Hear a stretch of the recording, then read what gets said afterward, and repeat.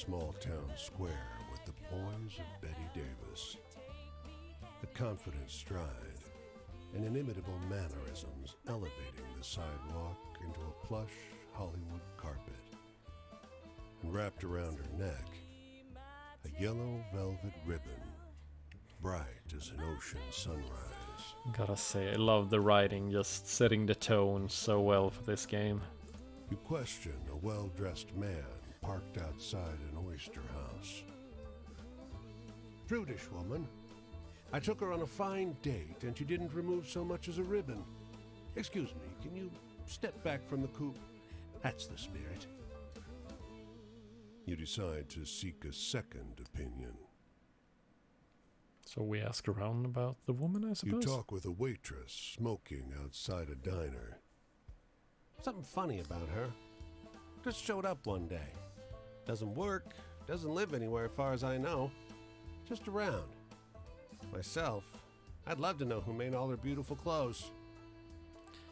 Notice how the icon changes from ask around to approach the woman?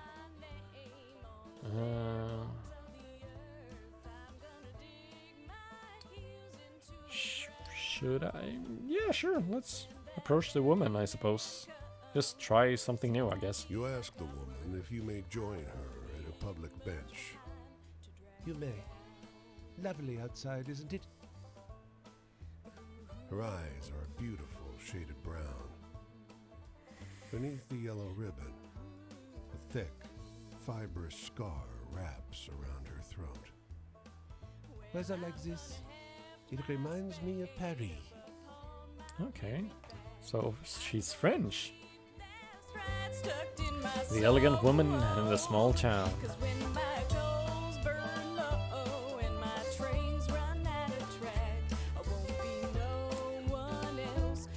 You can see storm clouds on the horizon, and you don't relish the thought of being caught wandering this rocky seaside road in the rain.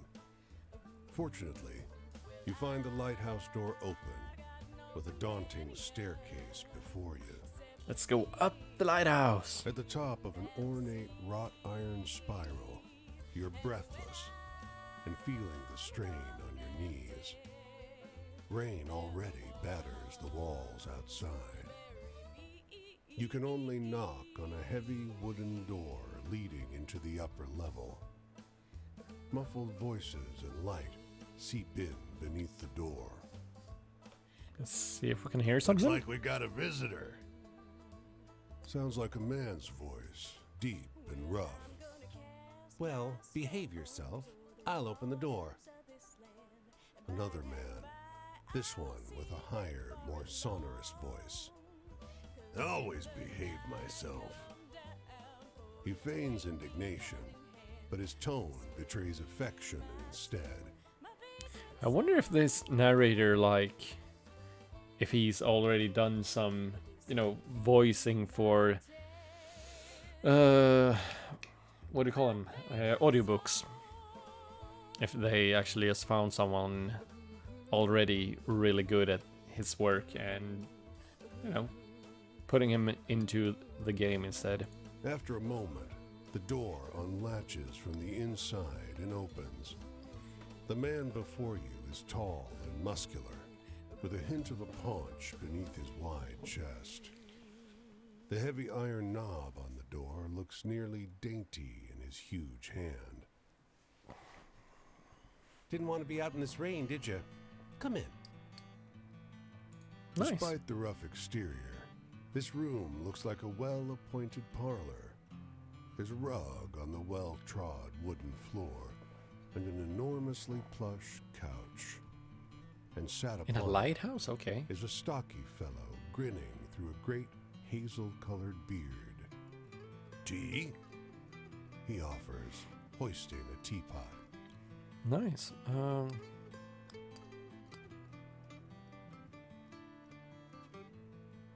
Must be lonely up here. Oh, we manage. The tall one sits on the sofa, casually wrapping an arm around the other lighthouse keeper. The quiet suits us just fine. He needs his quiet time. He's a writer. The tall one grunts. I dabble, but you must have some good stories from the road. Well, I have some. You wake up the next morning on their old sofa, still warm from an excess of tea. And cakes? There might have been little cakes. Prodigious snoring rumbles in from the floor above you, and you quietly take your leave. Oh, that's nice. Move on. The two lighthouse keepers. Okay, so I suppose we can hitchhike. Oh, okay, so let's try hitchhiking.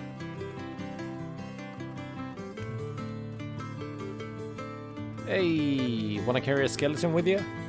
Take a ride.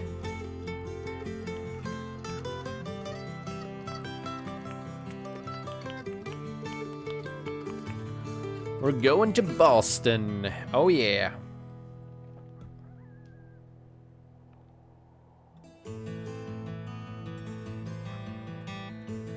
Sweet. Oh, so we can enter big cities?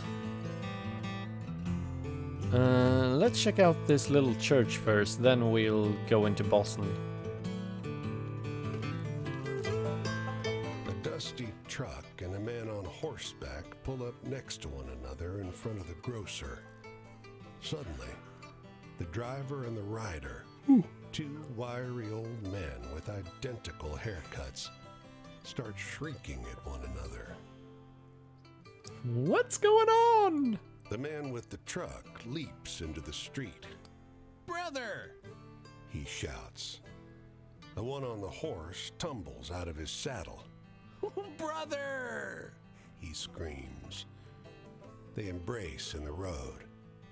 30 years, hollers the driver. The rider, tears streaming down over his face, corrects him. "No, 32!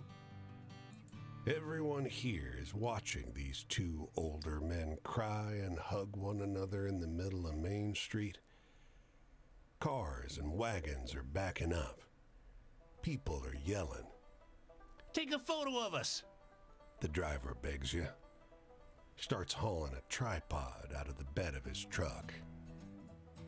Say cheese. The long-lost brothers pose in front of traffic, cry snot pouring out of their noses. As angry passerby wave you out of the road, each brother presses a coin into your hand. When the traffic disperses, you realize they overpaid you quite a shocking amount. Hey, it's a win-win. So does that give us any cash? Oh, we have some cash in our bag. Sweet. Can you just imagine something like that? Doesn't have to be like your brother or sister, but just a good friend and not seeing them for 30 years. Like I said, I turned 33 today. That's pretty much all my entire life, and just wow.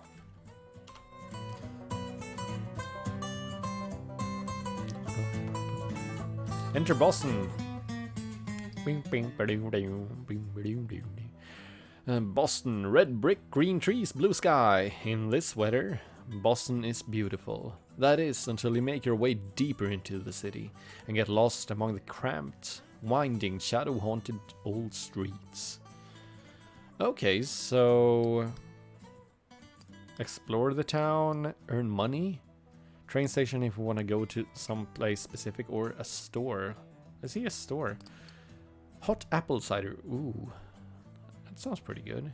Clam chowder, coffee, apple juice.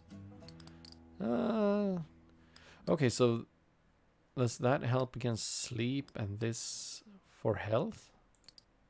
Okay. Earn money maybe? You wander the streets of the city looking for a way to make some cash. Panhandle, what does that mean? Or look for work. Shouts echo from a nearby alley. You discover a crowd of men unloading sacks from a truck as fast as they can. When the truck empties, it roars away and another surges up to take its place. The sacks are lumping, heavy, and stained with dark smears. Ask if they need help. Yes, blurts a laborer. Do we ever? An older fellow, however, throws out his arm to shut the man up. Oh, we don't need help with the stuff. Or the stuff, he says, stepping close, to obscure your view of the goods. Mind fetching water instead. He waggles a few coins in your direction. Water, sure. You fill their pail at a nearby gas station. When you return, though, the men are waiting in the alley innocent as anything. They wash a sticky residue off their hands in the water, and their boss passes you a couple of coins. There's no sign of the goods anywhere. Do we stumble... Dark smears? Like, what were they doing? Oh well, we got some cash. Hey! Explore! The city is like no other you've been to. Crooked streets splay out in a maze of narrow passages, no two alike. Soon, you find yourself in twilight, utterly lost. Bright light crests around one corner, a car approaching.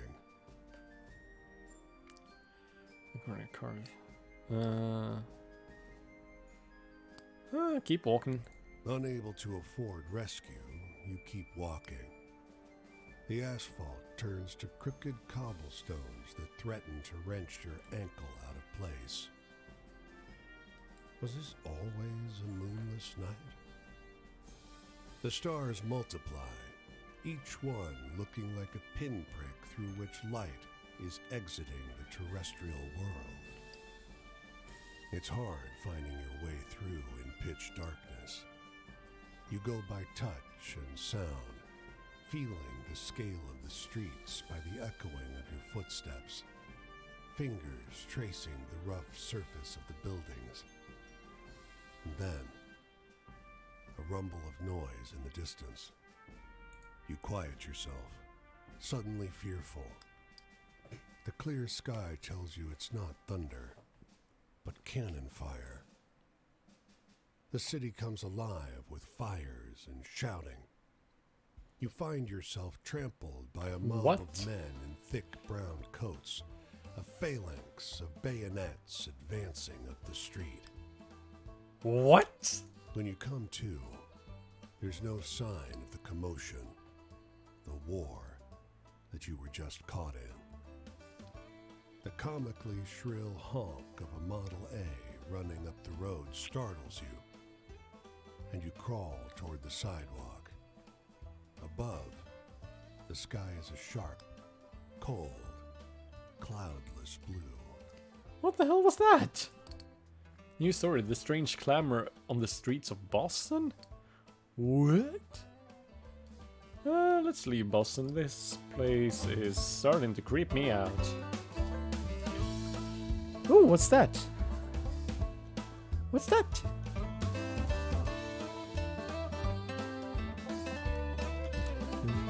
His clothes are expensive, but unkempt.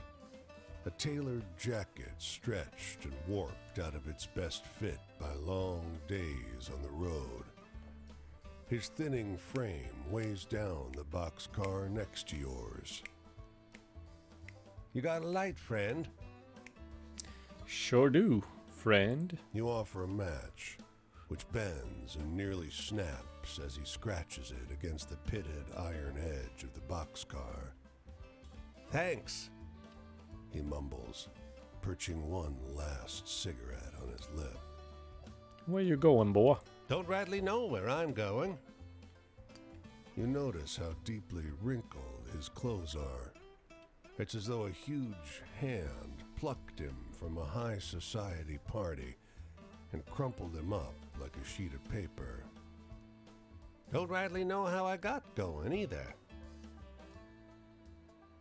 Okay, that's a weird way. Or They built a railway just past Missy Hudson's estate. Damned racket ruined our soiree. Might have been a few bottles of Armagnac too many when I walked down the tracks to tell them to keep it quiet.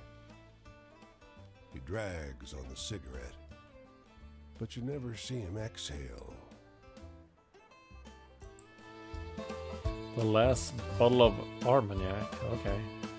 What is this then? Camp, okay. What does this mean? Quinn by Claire's Karen and okay. Hey there, stranger. You're welcome to enjoy this fire with me. If you're respectful, that is. Oh, look. He has like 2 little cute doggies. Hi, CK. Thank you. Thank you for the congratulations. Yeah, I've had a pretty nice day. I had to work, sadly, but it's been alright. It's been alright. But I'm looking very much forward to tomorrow when I'm going to the cinema with a few friends. Gonna watch the new Lion King. Looking forward to that one. It is my favorite Disney movie since I was little. Or since I was young, so I hope it's good. And afterwards we're gonna just eat, and I bought like lots of soda and, you know, sugary stuff and all that good stuff, crisps. And we're just gonna hang out and play some video games. It's gonna be a great day, I can already tell. So, let's see. Hey, sir, you're welcome to if you're respectful, that is. This here is my spot, and I ain't inclined to share it with any bad characters. You can call me Quinn. Hi, Quinn. These here are my venturing companions. Cass is the big un, and the one with the spots is Flip. Flip, Cass and Flip. I usually beat my way on the rails, but the road news said this town was fat, and the weather was fine. So I'm taking in the sights and seeing what I can drum up. Hey, tell me one of those exciting stories. Okay, so maybe now we'll actually get to use... Oh, yes, thank you. I was wondering when this would happen. So here are all the stories you've collected so far. They're organized by subject, because the boss likes the tarot cards. So... continue. This is the subject of each story here. If you tell the person a story about love, for example, they will tell you something from their own life relating to the subject of love. Poor things. As the night goes on, this icon will move left to right. When it reaches the right side, the night is over, and so is your storytelling. The person you're talking to will usually tell you where they'll be next, so you can find them again. If you tell them the types of stories that you request, you'll gain their trust and the eye will open. When it opens fully, the next time you meet them, they'll open up more about their life. They'll remember this from conversation to conversation, so don't feel you need to open the eye all the way the first time you meet someone. Dance around, get to know them.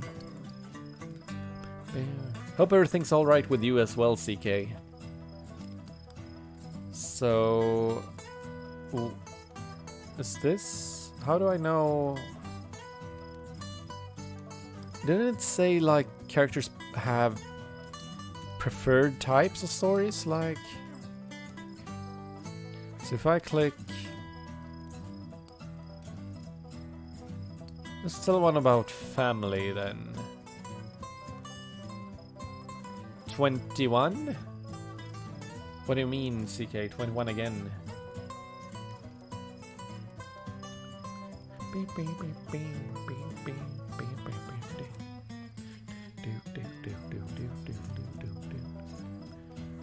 Let's see.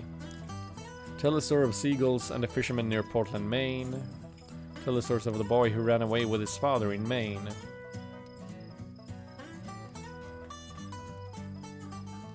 Oh. You're asking how old I turned today? Is that it? And I always love a good power nap. I tend to take one after work sometimes as well, so...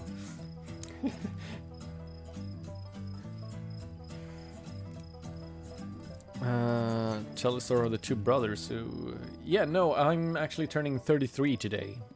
33 years old. Cheers to that with a glass of water, I suppose.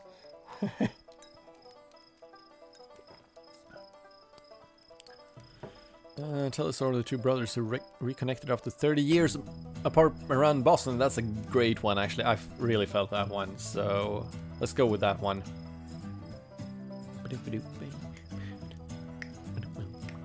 I don't get too much out of tales that are so cheerful. Not enough excitement for me. Okay, so you prefer a little darker? My family.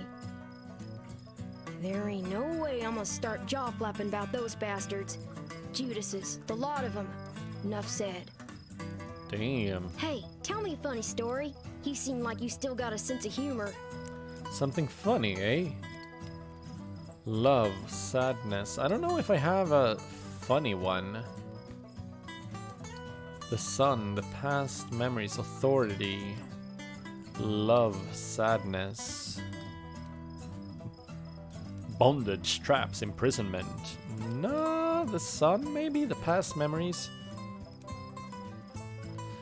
No.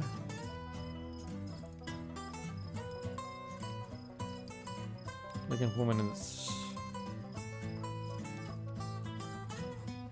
I don't have a funny story. That's too bad. I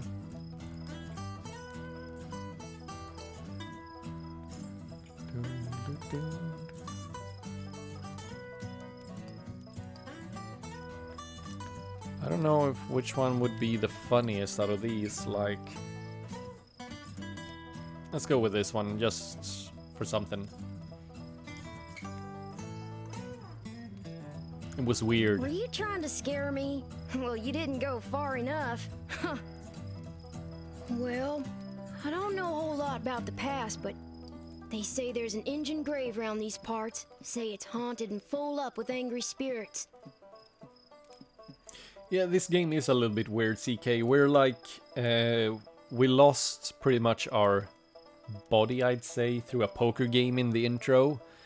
And this wolfman tells us to wander the US, collecting little truth and stories from other or from other travelers and people around, experiencing things, and then putting out like what he talks about, like the big story. So he wants us to create, I suppose, like the best story or something. So apparently I need to go around like meeting 16 different characters all across America and trying to get to know them more and more and getting more and more pieces to collect and build this great story.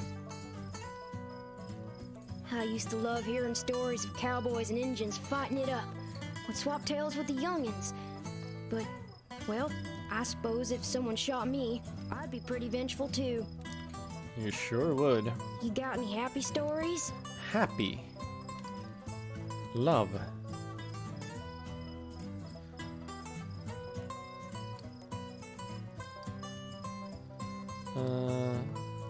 Suppose that's the happiest one. Love.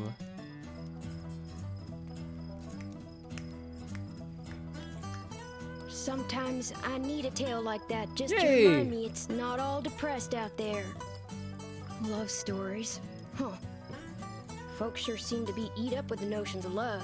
Singing and talking about it all the damn time. I'm not sure I see the appeal myself. Aww. You got any happy stories?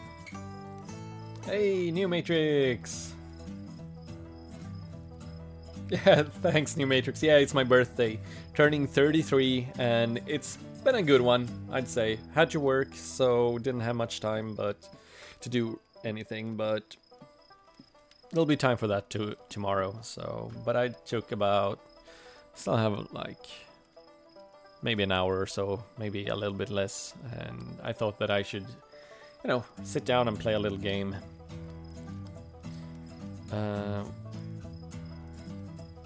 Sadness, authority. I don't have much stories yet. Let's try this one.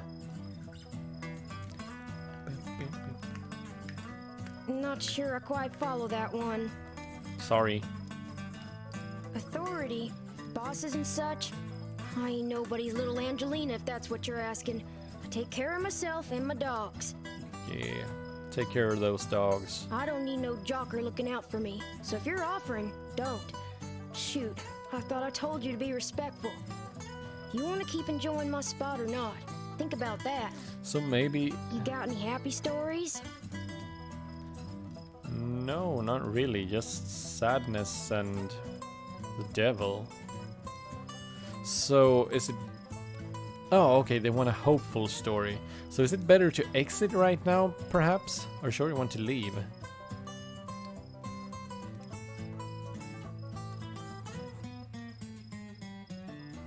Since all this seems to be like making the person angry.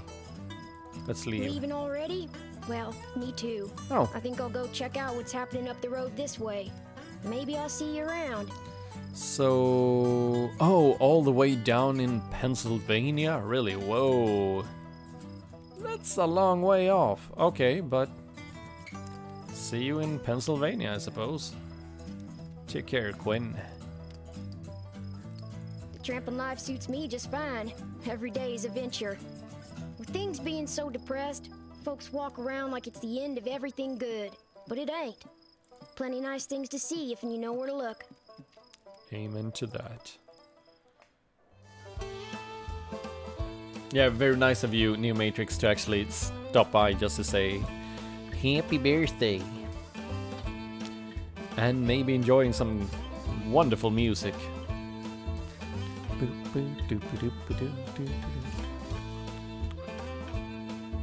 What's over here then? A crow. As you walk down the road, a black crow flirts down to land in your path. It looks at you, cocks its head, and speaks. Well, you got a long, long road ahead, don't ya? All these people to chase down, or so I hear. It laughs. I got some experience when it comes to chasing folks. Tell me all about it. Well, if you want, you could find your friend again. Ask him more about their life. They might want better stories this time, though. It peers up at you. Didn't they tell you where they were headed next? Sure did. But hey, the world is full of people. Bet you could find another friend like that if you went looking around. There's more than one interesting person in this land for sure. It gives a gravelly laugh. That's what humans say anyway. And with that, it launches into the air and disappears. A talking crow? Okay. Hold left control to send your match up. No. Okay, so I can...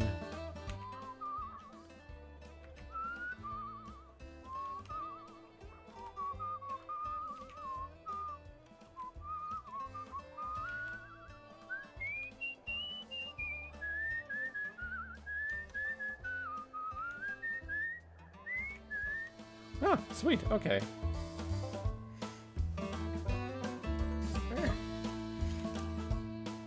He leans against a fence and turns to face you as you pass him by. At his back is a bag full of birdseed. That's He interesting. assures you that the gawky birds perching on his body are the last remaining passenger pigeons. Passenger pigeons? I thought they were extinct. They look extinct to you? You're not sure those dull gray pigeons look anything like the pictures you've seen of passenger pigeons, though you can't help thinking they stare at you a little too intently. Say, you like birds?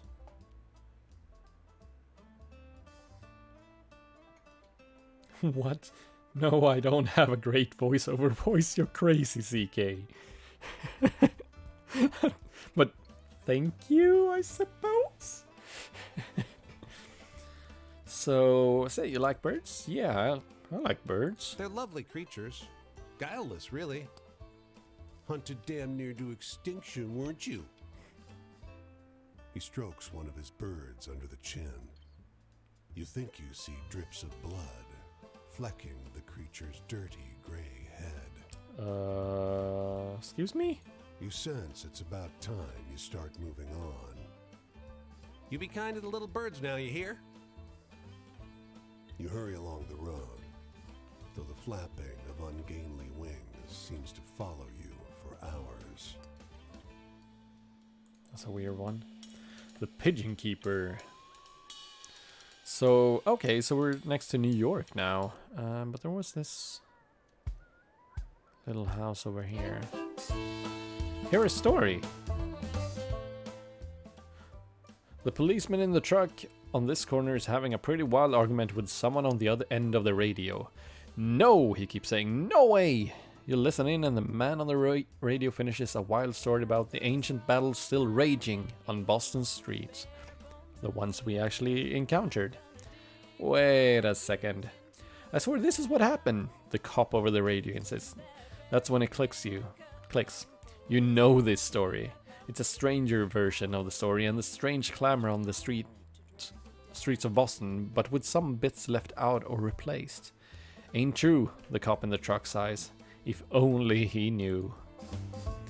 The story grew in the telling. Oh, that's cool.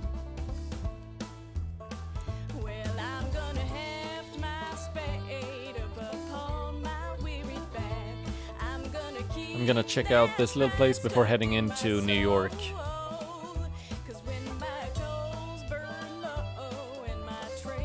Yeah, Where the Water Tastes Like Wine, a little indie game. It's available on Steam. The crow again. A jet black crow alights on the low branch of a twisted tree. Look at you, it calls. Think you got some good stories already? Well, I heard better. Much better. It seems to wink at you. Wanna hear my tricks? Ask about stories. The ones you got now, pathetic stuff. You tell those stories around and they'll come back more exciting, more satisfying. So always listen to the stories other folks tell. Their tales are less true, sure, but more useful around the campfire. Makes sense. The boss has a point about the true ones though, the crow admits. They're extra interesting. You learn a couple folks' true life stories and everyone will like them. No matter what kind of story they think they want to hear.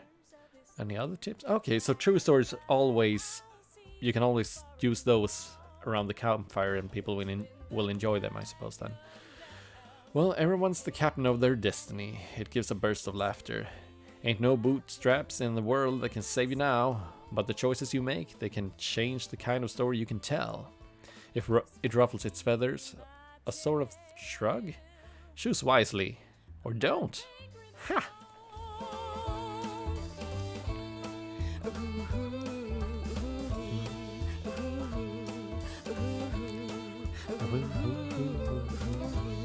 Let's see what New York brings us.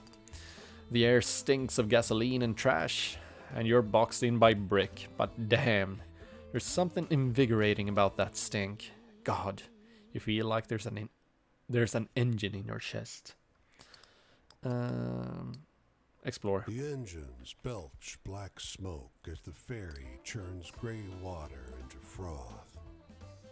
A broad-shouldered figure leans out over the rail, eyeing the skyscrapers on the horizon. Nearby, a man and a woman speak in low, urgent voices. He takes her wrist gently. She is weeping softly. Oh, okay, so listen to the couple or talk to the man. Hey, I'm gonna let you people decide here. Anyone wanna jump in here and tell me which one to listen to? I mean, I don't think the choice really matters, just different stories, I suppose, so... Anyone wanna jump in here? Tell me what to do, who to listen to.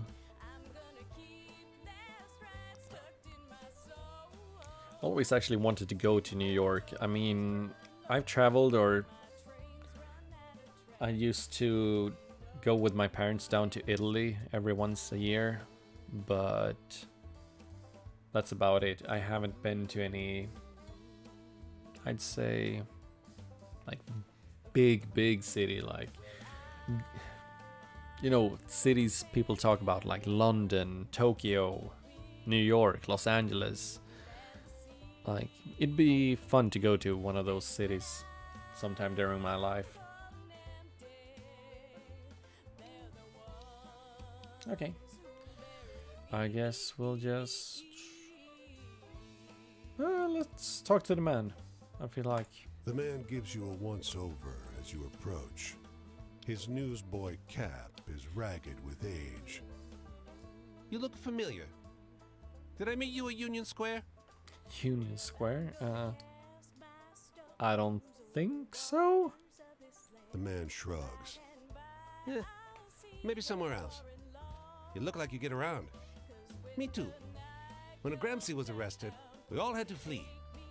The futurists and the syndicalists and all the rest scattered across Europe. The luckiest ended up here. He nods decisively, proudly. We continued the work. Move on. Okay. The Determined Socialist in New York. I suppose we already have cash, so I don't think I need to earn more, except if we... Ooh, we can get a fresh bagel. Slice of pizza, damn. Peanut butter and jelly. Honestly, a fresh bagel sounds pretty sweet. Let's see what happens if we buy it. Or is that if I think these will gray out, like now you don't have any cash, now you're running low on health or like energy, and then sleep.